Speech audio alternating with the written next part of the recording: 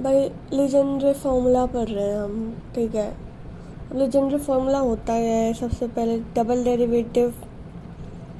ठीक है, 1 - x² इसका कॉफिशिएंट है। सिंगल डेरिवेटिव है, फिर उसको मल्टीप्लाई कर रहे हैं x² 2x से। ठीक है, उसके बाद y है लास्ट में, जिसको n और n+1 इसका कॉफिशिएंट है। इसका कुछ सॉल्यूशन आता है लाइक y बराबर c1 this one this this this. अब ये रोडी क्रीव फॉर्मूला एक्चुअली क्या है, मतलब p(n)x किसके बराबर होता है। ये होता है बेसिकली 1। देखो, सबसे पहले तो n का फॉर्मूला तो 1/2 की पावर n, उसी के साथ मल्टीप्लाई होगा n factorial. n factorial multiply हो गया, फिर डेरिवेटिव भी मेरे को n के रिस्पेक्ट में करना है। और क्या होना चाहिए अंदर, इस डबल डेरिवेटिव इसका कॉफिशिएंट यानी कि अपोजिट, यानी कि x² - 1 की पावर n। ठीक है, इस तरह का फॉर्मेट होता है 1/2 की पावर n फैक्टोरियल, n के रिस्पेक्ट में डेरिवेटिव एंड x² - 1 की पावर n। अब मेरे को p1 निकालना है, एग्जाम में डायरेक्ट पूछता है what is p1। So p1 x = x, right. And p2 निकालना है तो 3x² - 1/2। It's better, you know what is happening. p1x is x = x, p2x = 3x² - 1/2. So what is pn1 is 1, because x की जगह 1 रखोगे तो 1 ही आएगा। ठीक है, एक फॉर्मूला यहाँ पे याद रखो कि जो pn, अगर इसमें x की जगह -x रख देते हैं तो pn(x) ही आ जाता है, लेकिन -1 की पावर n आगे कॉमन आएगा। ठीक है, उसके बाद अगर मैं pn की x की जगह -1 ही रख दूँ तो वैल्यू -1 ही आएगी। एक और देख लो चीज़, जानी पहचानी सी है। ये क्या है कि summation n tending 0 to infinity zn है, और उसके साथ pnx मल्टीप्लाई हो रहा है। यस, तो ये किसके इक्वल है, तो ये बेसिकली इक्वल आता है आपका 1 - 2xz प्लस z² की power -1/2। 1 - 2xz plus z² -1/2 summation लग रहा है 0 to इन्फिनिटी। ऐसा कुछ देख लो बस, हाँ ऐसा होता है। अब देखो यहाँ पे n > 2 के लिए हम काम कर रहे हैं। क्या काम कर रहा है कि जो pn है उसको pn-1 एंड pn-2 के फॉर्मेट में लिख सकते हैं, मतलब 2 डिक्रीजिंग ऑर्डर में। कैसे, pn को मल्टीप्लाई किया है n से, कोई दिक्कत नहीं। जो pn-1 है उसको मल्टीप्लाई कर दिया है x से। ठीक है, और 2n - 1 कॉफिशिएंट है, n बढ़ा दिया थोड़ा सा। पहले हम n-1 करते, अब 2n - 1 करेंगे मल्टीप्लाई में, x है ही अपना। और इधर से pn-2 में सिर्फ n-1 मल्टीप्लाई करना है, बीच में माइनस का साइन लगा देना है। So this is going to be true. ठीक है, हो क्या रहा है भाई, pn है, उसको pn-1 और pn-2 के फॉर्मेट में लिख सकते हैं, लेकिन pn-1 को x से मल्टीप्लाई करूँ और 2n-1 से मल्टीप्लाई करूँ, और जो pn-2 है उसको n-1 से मल्टीप्लाई करूँ, बीच में माइनस का साइन लगाऊँ, और pn को मल्टीप्लाई करूँ n से। ओके, अब देखो ऐसे जो n+1 है, pn+1, उसको 2 रिड्यूसिबल पावर के फॉर्मेट में लिख सकते हैं, pn एंड pn-1। कैसे लिखेंगे वो देखो, भैया n की वैल्यू >= 2 है। सबसे पहले तो जो यहाँ पे n की जगह क्या रिप्लेस करेंगे, n+1। इसी फॉर्म में रखना है, n+1 हो जाएगा। इस फॉर्मूले में रखोगे आप n की जगह पे n+1, so what will you get, we get 2n+1। इधर n+1 आ रहा था, इधर 2n+1 आएगा, बीच में माइनस का साइन है, इधर आएगा n। ओके, Pn-1 हो जाएगा। और भी बेहतरी के लिए कि Pn को किस तरीके से Pn+1 और Pn-1 के फॉर्मेट में लिख सकते हैं भाई। लिखो, जब डिवाइड करना पड़ेगा 2n+1 से, जब n+1 वाला इसमें n+1 लगाओ, जो n-1 है उसमें n लगाओ, इसमें लगा दो x से मल्टीप्लाई हो जाएगा Pn। थोड़ा थोड़ा ध्यान रखो।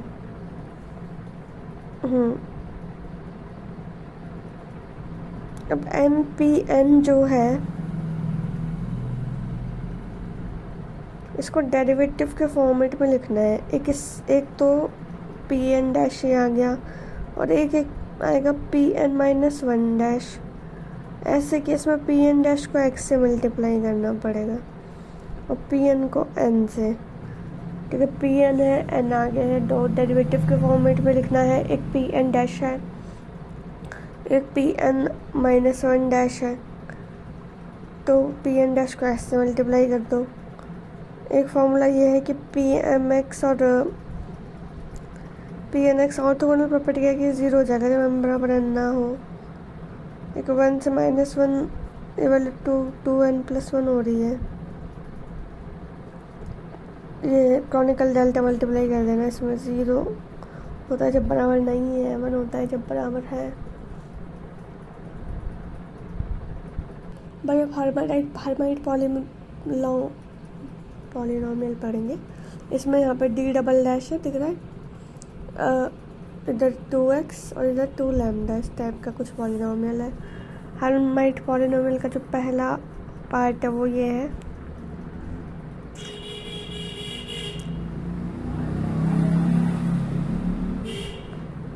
देखो, एक्चुअली इट इज़ राइट।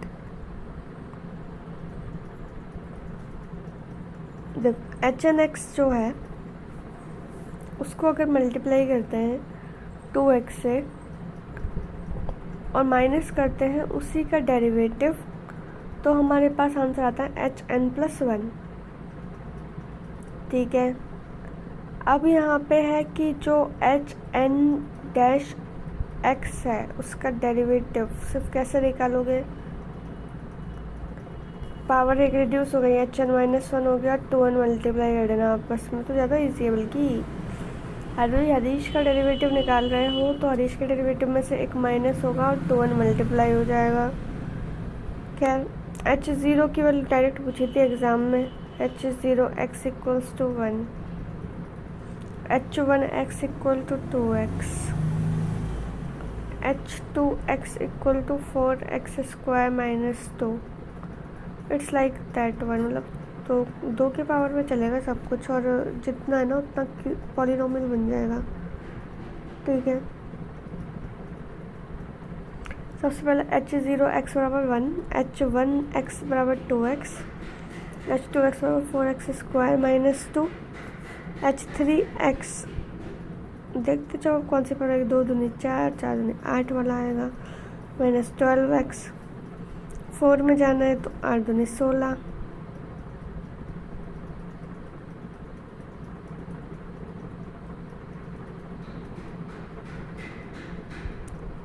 इसे पावर में चल रहा है 2x का स्क्वायर 4x² और क्यूब 8x³, 2x की पावर 4, 14x की पावर 4। ठीक है, और अल्टरनेटिव साइन चलते हैं सारे। H5 में जाना तो 32 आएगा, 6 में जाना तो 64 आएगा। फर्स्ट टर्म तो लिख दोगे, सेकंड टर्म में क्या लिखोगे? ये चलता है 12, 48, 160। यही यहाँ पे भी यही है कि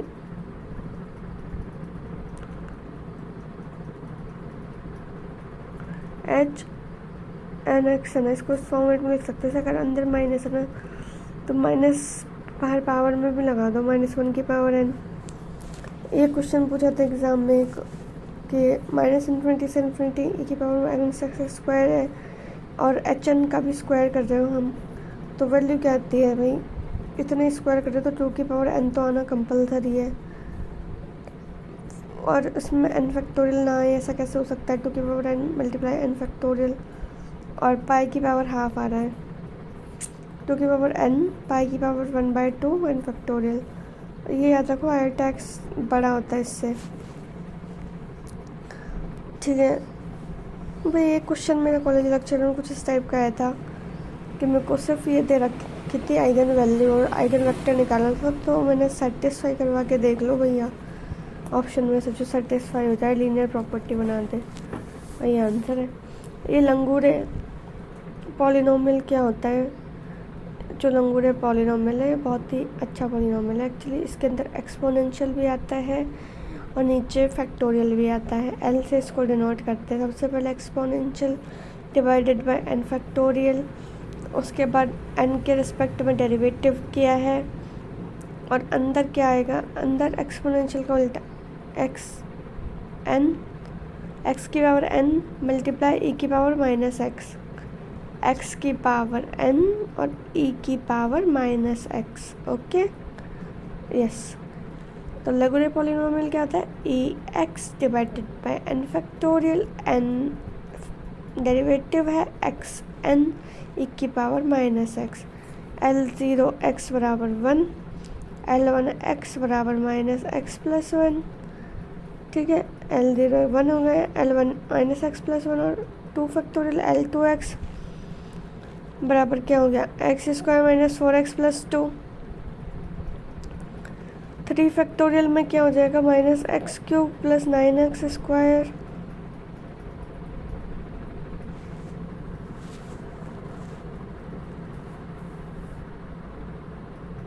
-18x प्लस 6।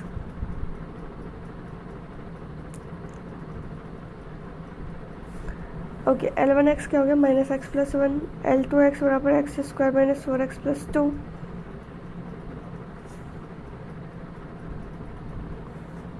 यहाँ तक 3 तक याद रख लो, मतलब क्या बन रहा है? 9 18 6 बन रहा है। अच्छा, इसमें जो सारी और टर्म्स है ना वो माइनस से स्टार्ट हो रही है, कि ये भी जानने वाली बात है। एक ये देखो कि जैसे एल इसका डेरिवेटिव करना है मेरे को, एल एन का क्या होता है? पहले इसमें से एक माइनस करो, फिर इसका डेरिवेटिव करो, L-n-1, और फिर दोबारा से Ln-1 घटाओ, ठीक है।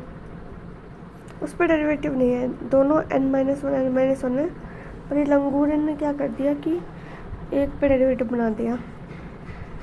फिर नहीं है, इसमें x मल्टीप्लाई कर दो भाई,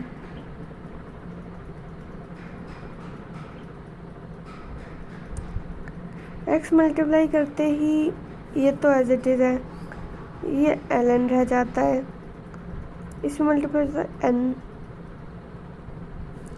भाई, ln derivative x equals to ln है, इसको n से मल्टीप्लाई किया, और Ln-1 को n से, मतलब दोनों में n मल्टीप्लाई हो रहा है, डिग्री रिड्यूस होती जा रही है। अगर देखो n है दोनों साइड और दोनों से डिग्री रिड्यूस होती है, एक ln है एक Ln-1 है, तो वो डेरिवेटिव बन जाता है। x और मल्टीप्लाई कर देना आगे। ये भी लगभग आया हुआ था क्वेश्चन।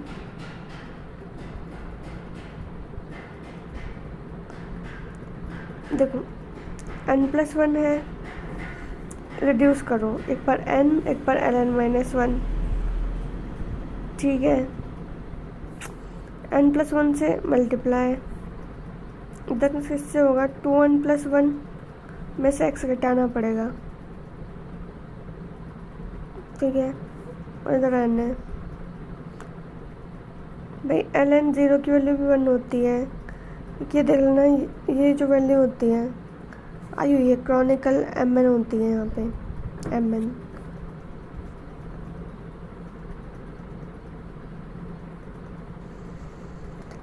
गौर से देखो इसको, गौर से।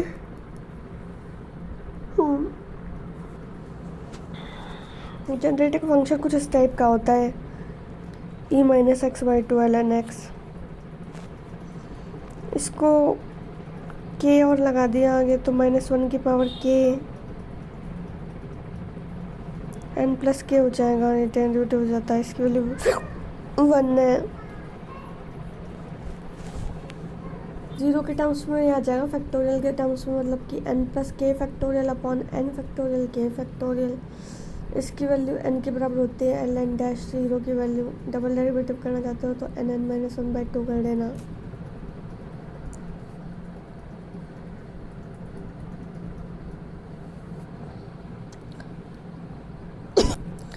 भाई फुरियर ट्रांसफॉर्म क्या होता है? फुरियर ट्रांसफॉर्म होता है, सबसे पहले एफ एस से डिनोट करते हैं, 1/√2π आगे आता है एज अ कांस्टेंट, इनफाइनाइट से माइनस इनफाइनाइट चलता है, ई की पावर चलता है -i/(s)x, इधर चलता है f(x) dx। ठीक है, एस में आंसर मिल रहा है तुम्हें, तब यहाँ पे एक्सपोनेंशियल की पावर में ऐसा आएगा, फंक्शन f(x) चलेगा और लिमिट भी x के टर्म्स में चल रही है तो हमारा आंसर भी x के टर्म्स में ही आएगा। मतलब f(s) को किस तरह से x के टर्म्स में लिख रहे हो आप। इनवर्स फुरियर ट्रांसफॉर्मेशन ये होता है कि जब मुझे आंसर f(x) चाहिए होता है, अगर मुझे आंसर f(x) चाहिए तो उधर लिमिट किसकी चलेगी? s की।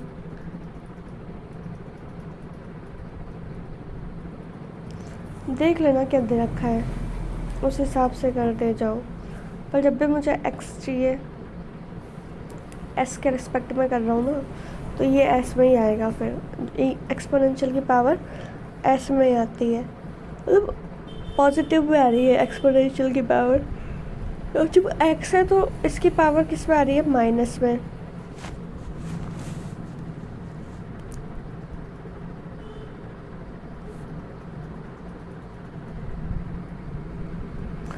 जब x में लिमिट चल रही है ना, सॉरी s में लिमिट चल रही है तो एक्सपोनेंशियल की पावर पॉजिटिव में आ रही है। जब x में लिमिट चल रही है तो एक्सपोनेंशियल की पावर नेगेटिव में आ रही है, ये ध्यान रख लो। अगर इसमें x में लिमिट चल रही है तो इधर fs होगा, ठीक है, और अगर fs में लिमिट चलेगी तो fx इधर होगा, ये ध्यान रख लो बस। जैसे मेरे को इसका फुरियर ट्रांसफॉर्म निकालना था 1-0 का, और ये इवेल्युएट करना था,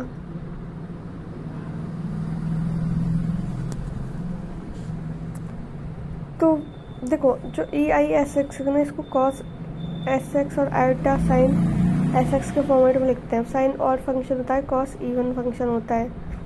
और अब क्योंकि ये 1 है तो ये तो और फंक्शन है, कैंसिल हो जाएगा, बचेगा ये। इसको सॉल्व करने पे क्या आएगा? इसका ऑपोजिट, मतलब कि साइन SA/S, तो ये इसका आंसर हो जाएगा, मतलब 2/√2π है, ये भी कट जाएगा, मतलब कि क्या बचेगा? ये √2/π बचेगा, साइन SA/S बचेगा।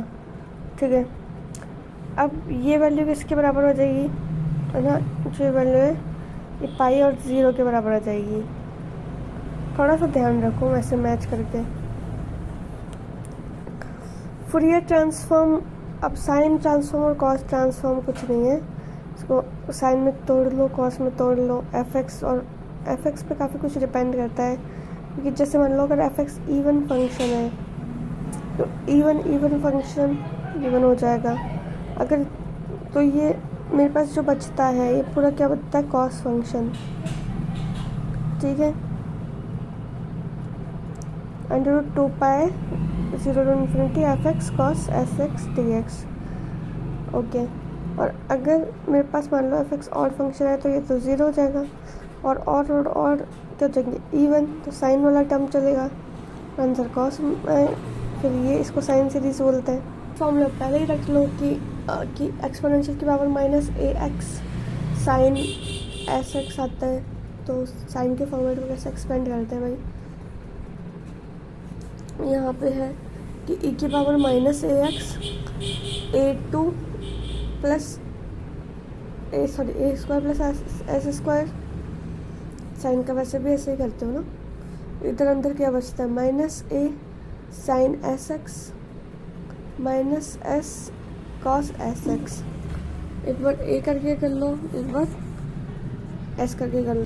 एक ये है कॉस के टर्म्स में भाई ई एक्स ए स्क्वायर प्लस बी स्क्वायर, पहले कॉस आ जाएगा बाद में साइन आ जाएगा, बीच में प्लस का साइन आ गया। क्वेश्चन डायरेक्ट पूछता है एग्जाम में कि अगर एफ एक्स की वैल्यू आपको दे रखी है एक्सपोनेंशियल की पावर माइनस ए एक्स, निकालो भाई साइन फूरियर सीरीज निकालो या फिर कॉस फूरियर सीरीज निकालो। से एफ एस टी पूछा, साइन फूरियर सीरीज है ये, तो साइन के हिसाब से वैल्यू ये आ जाती है आपकी √2 प्लस एस स्क्वायर।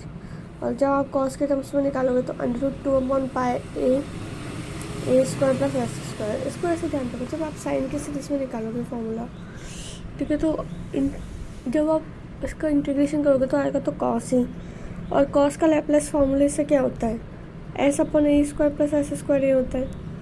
तो ऐसे अगर अब जब आप कॉस फार्मूला लगाते हो उसका इंटीग्रेट करोगे तो आएगा तो साइन, और साइन का लैप्लेस फार्मूले से क्या होता है, ऊपर कांस्टेंट आता है तो A/A square plus s square step से आ जाएगा।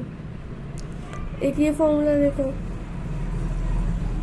ये मेरे बीटा गामा फंक्शन में भी था, और वैसे भी ध्यान रखो कि जो इसकी वैल्यू है बेसिकली क्या आएगी, अगर x है जो एक्स स्क्वायर प्लस ए स्क्वायर है मल्टीप्लाई हो रहा है साइन एम एक्स, तो ये एज इट इज़ आ जाएगा, मतलब e की पावर माइनस ए एम तो है ही, आगे मल्टीप्लाई π/2 कर देना, ठीक है। ऐसे कॉस वाला पूछेगा तो उसका आंसर भी सेम आता है, लेकिन इसमें थोड़ा सा चेंज है, x नहीं दे रखा। अगर x नहीं दे रखा है तो π/2 है नीचे, मतलब नीचे 2x, ये a एक्स्ट्रा आ जाएगा। इधर a नहीं दे रखा, इधर a एक्स्ट्रा आ जाता है, क्योंकि यहाँ पे x नहीं दे रखा है, यहाँ पे x दे रखा है। ये वेरिएशन, ये अलग टाइप का फंक्शन दे रखा है कि e की पावर माइनस ए एक्स को जब x से डिवाइड कर दे तो साइन फूरियर सीरीज क्या बनेगी, ये tan इनवर्स s/a बनती है। थोड़ा सा ध्यान रखें बस, ठीक है। ये ऐसे है, x दे रखा है तो आंसर s में आएगा, ठीक है। गलती से अगर पूछ ले तो थोड़ा थोड़ा ध्यान रख लो, जैसे ये है x 2x माइनस 1 0, तो ये क्या हो जाएगा cos 2x minus 2 cos x plus 1 plus s square का पूछ रहा है, एक्स स्क्वायर का FCT मतलब कॉस सीरीज, तो बेसिकली π/2 आ गया और e की पावर माइनस एस, यही चलता है और क्या है। लेकिन अगर ऊपर x आ गया तो आगे माइनस आ जाएगा साइन सीरीज में,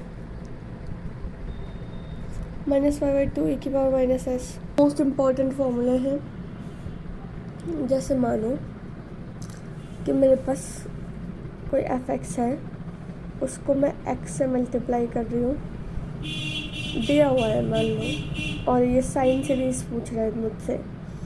तो सबसे पहले मेरे को क्या करना है कि जो f(x) है इसकी कॉस सीरीज निकाल लो, और उसका डेरिवेटिव कर दो s के रिस्पेक्ट में, और आगे माइनस लगा दो, तो भी तुम्हारा आंसर सेम आएगा, ठीक है। मतलब जैसे f(x) में मेरे को x दिया हुआ है, उसकी साइन सीरीज पूछ ली है, सबसे पहले मैं उसको x को अगर मेरे को हटाना है तो f(x) को साइन सीरीज में कन्वर्ट कर लूँ पहले, सॉरी कॉस सीरीज में कन्वर्ट कर लूँ, और उसका डेरिवेटिव कर दूँ, s के रिस्पेक्ट में माइनस लगा दूँ। ऐसे अगर मेरे को कॉस सीरीज में पूछा तो पहले साइन सीरीज में मेरे को उसको निकाल दूँ, लेकिन जब आप कॉस से साइन बनाते हो तो फिर माइनस नहीं आता,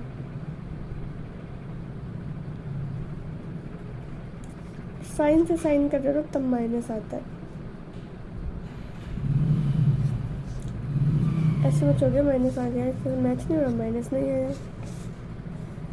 इसमें मेरा एक फॉर्मूला था ये x(e माइनस ए एक्स), तो इसका मैंने निकाला था, ये देखो FST निकाला है, तब तो ये आया है A/A square plus s square, हाँ यही आना चाहिए था। और FCT निकाला है तो a square minus x square की बला और आ रही है ऊपर, नीचे तो स्क्वायर में जा रहा है जो अलग है।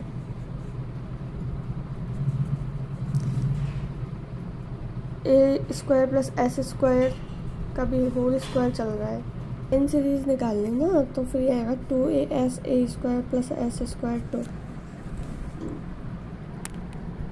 एक अगर ये पूछ लेता है आपसे कि x की power n minus one one n is greater than 0, तो एफ एस टी क्या बचता है मेरे पास, gamma n upon s n sine n pi by 2 और f c t cos n pi by 2 gamma n upon s n. भाई इसकी linear property देख लो, लीनियर प्रॉपर्टी में तो सीधा ओपन कर लो। ठीक है, शिफ्ट वाले में ये है कि जैसे कि x माइनस ए शिफ्ट करा ना, तो e की पावर आई ऐसे आ जाएगा। एफ एस शिफ्टिंग प्रॉपर्टी है, e की पावर आई ऐसे आ जाता है। ये भी दे रखा है तो इसका मतलब ये है।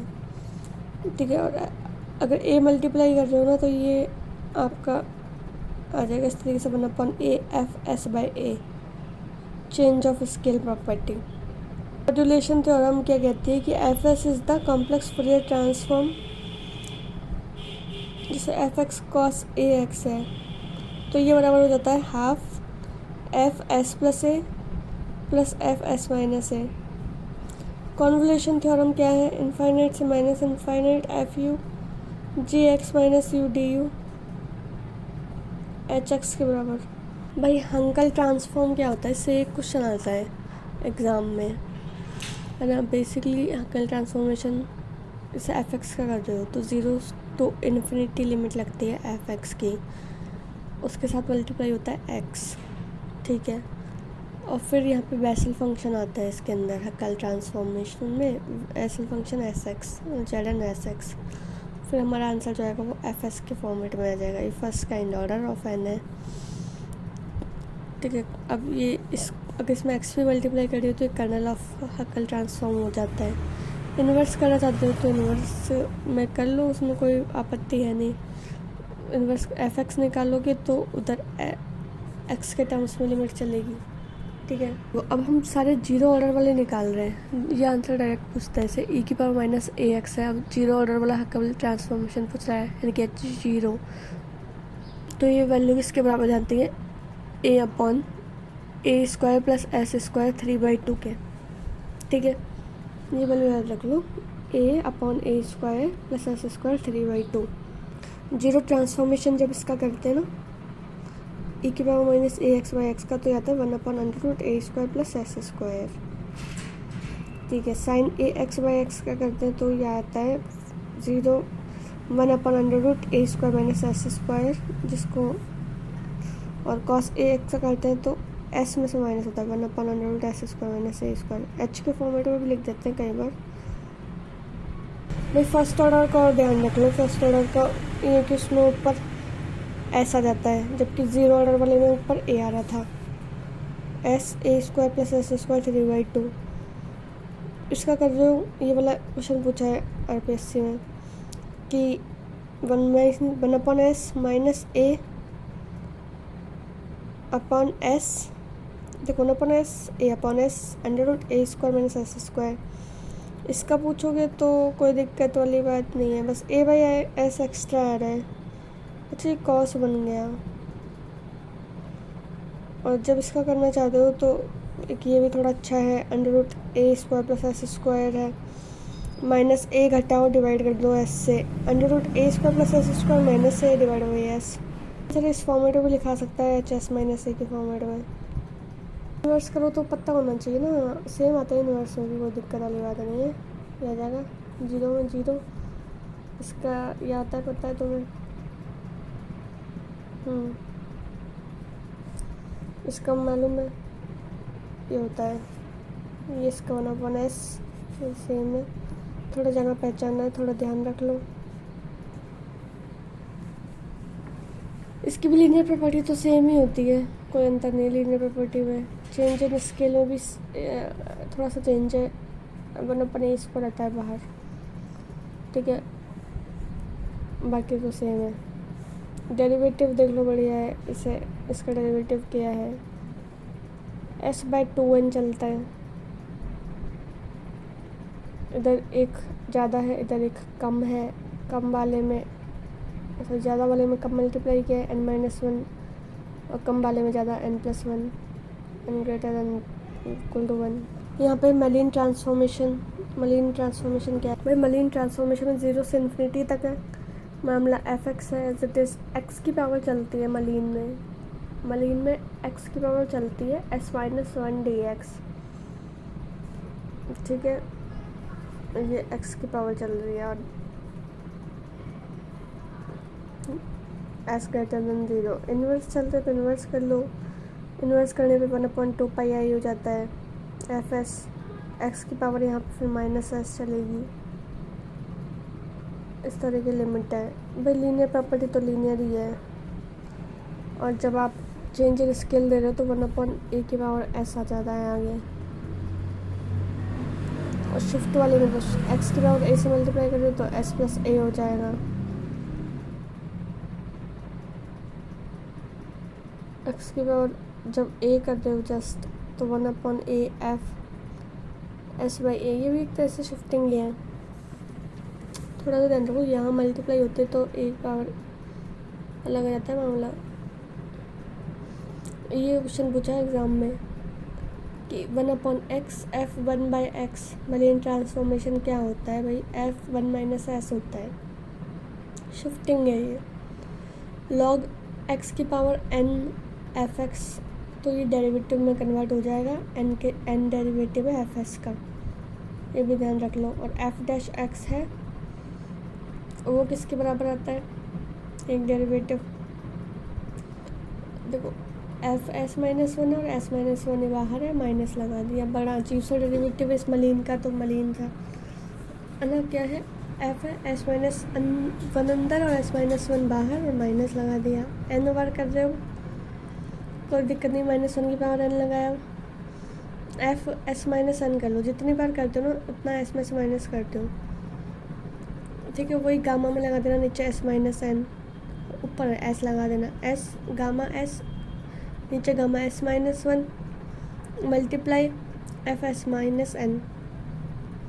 फिर यहाँ पे है f'(x) को अगर मल्टीप्लाई किया है x से तो यहाँ पे हो जाता है -s f s।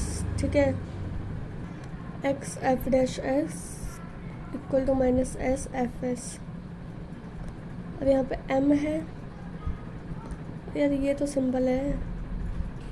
अगर f'(x) को x से मल्टीप्लाई करवा दिया जाए तो ये s f मतलब f s है और s आगे आ गया, माइनस लग गया। ये और ये सेम ही तो है लगभग।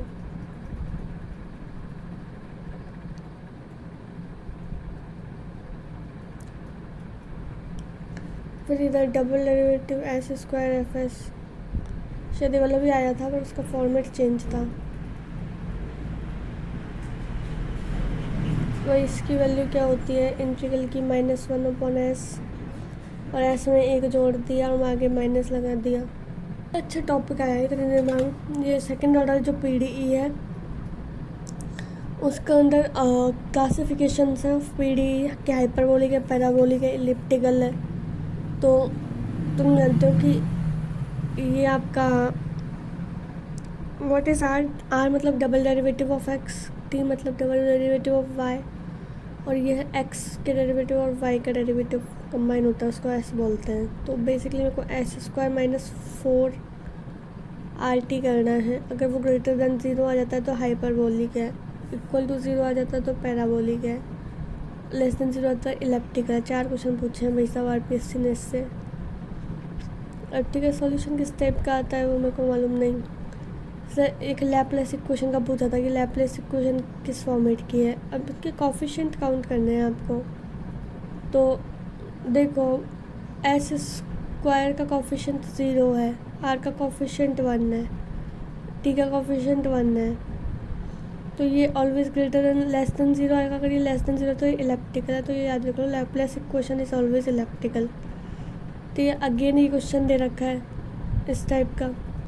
मेरे को यार t s/0 ये वैल्यू देख ली। अब देख लो ये क्वेश्चन डायरेक्ट पूछता है कि ये पैराबोलिक कब होगा, इलिप्टिकल हाइपरबोलिक कब होगा। तो आप देख लो कब ये चीज़ नेगेटिव बन रही है। अब यहाँ x बराबर 1 पे तो ये पैराबोलिक हो जाएगा क्योंकि 0 बन जाएगी वैल्यू। x लेस देन 1 पे इलिप्टिकल बनेगा, x ग्रेटर देन 1 पे हाइपरबोलिक बन जाएगा। ठीक है, फिर इस तरीके का क्वेश्चन दे देता है,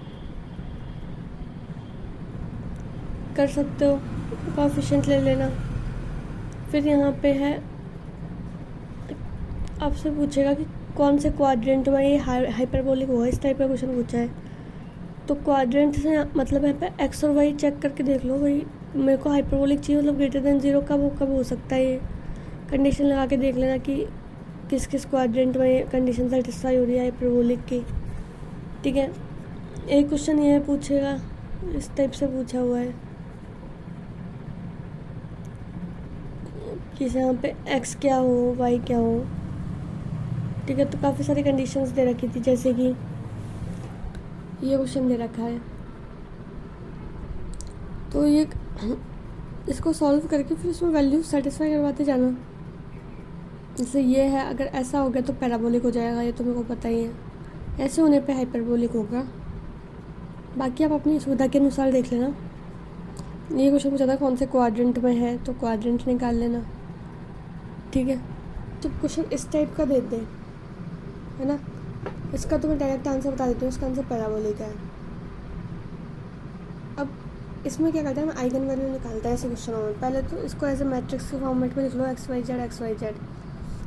ठीक है, अब इसमें यह कि अगर तीनों आइगन वैल्यूज सेम साइन की आती है और नॉन ज़ीरो आती है तब तो इलेप्टिकल है। ठीक है, अगर उनमें से एक भी आइगन वैल्यू ज़ीरो हो गई, अगर एक भी आइगन वैल्यू ज़ीरो हो गई तो वो हो जाता है पैराबोलिक। ठीक है, और कोई भी आइगन वैल्यू ज़ीरो नहीं है लेकिन at least one eigen value negative sign की है तो हाइपरबोलिक हो जाता है। कि अगर वन आइगन वैल्यू ज़ीरो है तो पैराबोलिक। ठीक है, अगर जितने भी आइगन वैल्यू है सारी नॉन ज़ीरो सेम साइन की है तो इलेप्टिकल। लास्ट वाली है सेम साइन वाली, यानी इलेप्टिकल है। और नेगेटिव साइन वाली कौन सी हो जाती है, हाइपरबोलिक। अब मैंने ये क्वेश्चन किया है, इसको इस टाइप से जमा लिया। अब इसका मैंने डिटर्मिनेंट निकाला, ज़ीरो आ रहा है। अगर इसका डिटर्मिनेंट ज़ीरो आ रहा है तो कम से कम डिटर्मिनेंट क्या होता है कि प्रोडक्ट ऑफ आइगन वैल्यूज़, मतलब एक आइगन वैल्यू तो ज़ीरो है ही, तो ये क्या हो जाएगा, पैराबोलिक। अब जैसे ये क्वेश्चन आया, ठीक है अब आप देखोगे कि डायगोनल है और डायगोनल मैट्रिक्स की सारी जो डायगोनल वाली एंट्रीज है वो आइगन वैल्यू होती है, सारी आइगन वैल्यू पॉजिटिव साइन की है तो ये इलिप्टिकल हो जाता है। तो ये देखने से पता चल रहा है अगर x x y y y z z वाली टर्म्स आ जाती है तो इलिप्टिकल है। इस हिसाब से इस सारी जाती तो पैराबोलिक है।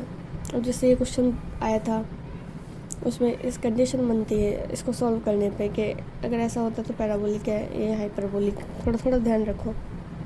क्लासिकल मैकेनिक्स के भी एक दो क्वेश्चन देख ही लो आ जाए तो। भाई डीएलम्बर्ट्स प्रिंसिपल कुछ इस तरह का होता है, एफ में से पी आई घटाया, फिर ये क्या है, del r i equal to zero. Lagrange equation होती है एल बराबर टी माइनस वी। यहाँ पे टी काइनेटिक एनर्जी है, वी पोटेंशियल एनर्जी है। इट इज़ रिप्रेजेंट एज जैसे एल है उसको पहले क्यू के रिस्पेक्ट में डेरिवेटिव किया, क्यू के, फिर उसको टी के रिस्पेक्ट में डेरिवेटिव कर दिया, डी टी हो गया। मतलब ये थोड़ा सा फंक्शन जैसा नहीं लग रहा, d by d t del l by del q, del l by del q equal to zero. Condition तो ये होती है। अब इसको थीटा के रिस्पेक्ट में भी कर सकते हो, फाई के रिस्पेक्ट में भी कर लो, होती है इसी तरीके। एक बार टी टी के रिस्पेक्ट में होगी, एक बार अकेले होगी। यूलर इक्वेशन, ये सारी लैग्रेंज इक्वेशन थी है ना। अब यूलर इक्वेशन ऐसी होती है जैसे ए है, फिर इधर बी माइनस सी लेना है, बी है, फिर वही साइक्लिक ऑर्डर में सी है, ए माइनस बी, डब्लू वन डैश है, डब्लू टू डैश है, डब्लू थ्री डैश है। ठीक है, तो अगर यहाँ पे वन डैश है तो two three, three one, one three, ये क्या हो जाएगा, एल एम एन। ठीक है, ये यूलर इक्वेशन है। अब मोशन ऑफ अ टॉप, ये देख लो आप, कोणीय वेग क्या होता है, एम जी आर वाई जे, ये जायरोस्कोपिक मोशन होता है, थोड़ा सा याद रख लो बस, एम जी आर वाई जे है। ठीक है, अब यहाँ पे मोमेंट ऑफ इनर्शिया के कुछ फॉर्मूले, एम आर स्क्वायर होता है वैसे तो, और 2D डायमेंशन में देखते हो तो एम एक्स वाई है। 3D में देख रहे हो अबाउट ओ एक्स एक्सिस तो क्या आएगा m y square plus z square. O y axis के अराउंड क्या होता है एम वाई को रिमूव करो ना x square plus z square. Z axis के बोर्ड देखना है तो m x square plus y square हो जाएगा। ठीक है, डायरेक्ट ध्यान में रखना है फॉर्मूले। एम आई रोड 2a है ना, और वन एक्सट्रीमिटीज़ के थ्रू निकालना है मेरे को, एक एक्सट्रीमिटीज़ के तौर पे एक रोड का, तो उस हिसाब से एक एक्सट्रीमिटीज़ में एक का डिफरेंस आ जाएगा। 4 और 3 में एक का डिफरेंस है, तो ये आंसर हो जाएगा मेरा 4/3 और ये एम ए स्क्वायर तो है ही कॉमन। अब रोड का प्रोडक्ट ऑफ इनर्शिया निकालना है कि एक्सिस के परपेंडिकुलर है, एक हॉरिजॉन्टल है तो उसका 0 हो जाता है प्रोडक्ट ऑफ इनर्शिया। तो moment of inertia of a uniform road about a perpendicular bisector, ये परपेंडिकुलर बाइसेक्टर तो 12 लेके बैठा है तो ml स्क्वायर बाई 12। ठीक है, तगड़े परपेंडिकुलर बाइसेक्टर निकला है तो 12 इसके पास। फिर यहाँ पे circular ring about its axis, एक सर्कुलर रिंग है और उसके एक्सिस के अबाउट निकालना है मेरे को। क्या हो जाता है एम आर स्क्वायर, ये अच्छा है, सिंपल सा है भाई। एक्सिस के अबाउट सर्कुलर रिंग है, सर्कुलर रिंग ऐसे मान लो कि इंगेजमेंट रिंग, और एक्सिस के अबाउट है मतलब आपके उंगली के अबाउट, तो वो एम आर स्क्वायर है सीधा सीधा। फिर यहाँ पे moment of inertia of rectangular plate about a parallel line passing through the centre is the same as a uniform road about perpendicular bisector is a ml square by 12। फिर यहाँ पे है एक यूनिफॉर्म सर्कुलर प्लेट है उधर about it axis. ठीक है, ring नहीं है, रिंग का तो एम आर स्क्वायर आता है, सर्कुलर प्लेट का आता है हाफ, यानी कि एम आर स्क्वायर बाई 2। ठीक है, उसके बाद स्फेरिकल शेल आ जाए या होलो स्फेयर आ जाए या थिन स्फेरिकल शेल आ जाए, तीनों एक ही बात है, तीनों एक ही बात है। तो फिर होलो स्फेयर का क्या बनता है, होलो स्फेयर का ये बनता है कि 2/3, मतलब होलो से थोड़ा बढ़ रहा है, थोड़ा बढ़ रहा है, थोड़ा बढ़ रहा है, तो 2 से 3 हो रहा है, 2 से 3 हो रहा है, तो 2 से 3 है हमारे स्क्वायर। ठीक है, और यूनिफॉर्म सॉलिड स्फेयर का तो 2/5 होता है। देखो सॉलिड का 2/5 होता है और होलो का 2/3। रॉड अबाउट एंड, मतलब उसके एंड पॉइंट के अबाउट निकालना है तो वेरी सिंपल है, 1/3 हो जाता है। एंड पॉइंट क्या होता है 3 सेक्शन एरिया, तो एंड पॉइंट पे 3 आएगा तो 1/3y।